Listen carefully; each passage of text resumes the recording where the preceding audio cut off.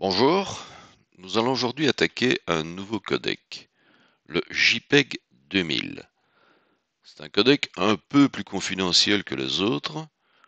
En fait, c'est le codec qui est recommandé par la DCI, la Digital Cinema Initiative. C'est le codec qui est recommandé en fait pour toute diffusion en salle de cinéma. Son principal avantage par rapport au JPEG normal, c'est que cet effet de bloc caractéristique du JPEG disparaît complètement. Ici, tout ce que vous pouvez avoir en cas de compression trop forte, c'est une image légèrement plus floue que l'image originale. C'est un JPEG, donc c'est un codec intra, donc chaque image est compressée indépendamment des autres. Donc standard de compression qui donne une réduction de débit plus importante que le JPEG. Donc vous voyez ici 20 à 40% plus efficace que le JPEG. Il peut travailler sur 8 bits ou sur 12 bits. Grosse différence, il fait appel à une transformée par ondelette plutôt que la transformée par DCT que l'on connaît dans le JPEG traditionnel. Grosse différence aussi, c'est que la DCT travaille par macrobloc de 8 sur 8, alors que l'ondelette travaille sur l'image complète. Le problème, c'est qu'il nécessite plus de ressources, autrement dit plus de capacité ordinateur, plus de ressources RAM, processeur, qu'un système de type JPEG.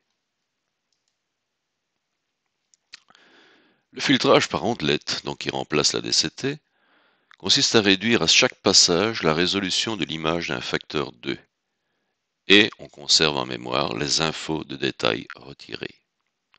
On expliquera sur un schéma plus tard. Ensuite, l'image est compressée résolution par résolution. L'intérêt, c'est qu'on peut décoder pour une cible, c'est-à-dire que l'on n'est pas obligé de décoder la résolution la plus forte, on peut choisir de décoder une résolution plus faible. Donc en fait, ce fichier sera multi-résolution.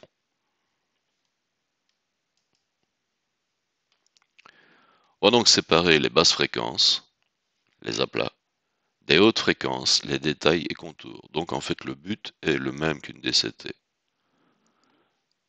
L'image n'est pas divisée en blocs de pixels et décomposée en sous-bandes, c'est-à-dire une série d'images de résolution différentes. Donc on va commencer par un sous-échantillonnage d'ordre 2 qui donnera 4 sous-espaces et une sous-image. Enfin 3 sous-espaces et une sous-image ou 4 sous-espaces en tout. Et ensuite on refait la même chose en ordre 2. Donc en gros ça donne ceci. Vous avez votre image originale.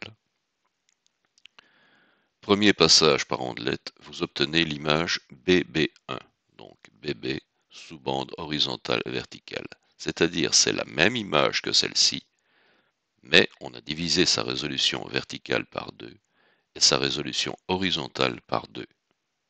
Les informations manquantes à cette image pour reconstituer cette image-ci sont HB1, HB haute fréquence horizontale, basse fréquence verticale, BH, basse fréquence horizontale, haute fréquence verticale, et HH, haute fréquence verticale et horizontale.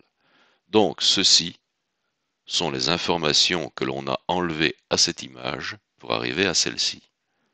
Donc on garde celle-ci et on garde ces infos. Ensuite, cette image repasse par une ondelette, ça donne BB2, BB2 qui plus ces informations donne BB1, qui elle-même plus ces informations donne l'original. Ensuite, BB2 vous donne BB3 et ainsi de suite. Donc le but est vraiment ici, à chaque fois, à chaque passage par ondelette, de diviser la résolution verticale et horizontale par 2 et de conserver les infos. La compression en fait intervient à partir du moment où on décide de ne plus garder ces informations. Là, vous avez compressé. Donc en pratique, si vous avez une image 1120 par 1080, une transformée par ondelette va générer une image 960 plus 540, puis une 480 270 et ainsi de suite. Toutes ces images de plus en plus petites feront partie du flux de données et seront accessibles au décodage. Donc, n'importe quelle image de n'importe quelle résolution est accessible. Ce que ça donne, vous avez donc, bon, ceci n'est pas l'original serait un plein cadre. Vous avez donc cette image. Si vous rajoutez ces infos, celle-ci et celle-ci, vous donneront la même en taille réelle. Celle-ci ensuite vous donne celle-là. Donc si vous rajoutez ces infos et ces infos à ceci, vous obtenez celle-ci.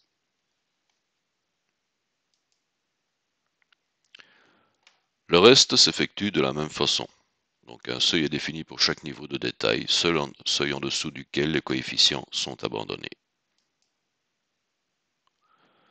Donc si vous voyez une compression JPEG 2000 complète, la seule chose qui change par rapport à un JPEG traditionnel, c'est ceci.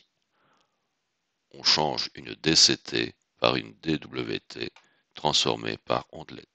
Sinon vous avez le pré-processing en composant qui est le même, adaptation des couleurs en composant, une quantification des coefficients, un codage à longueur variable et un codage anthropique.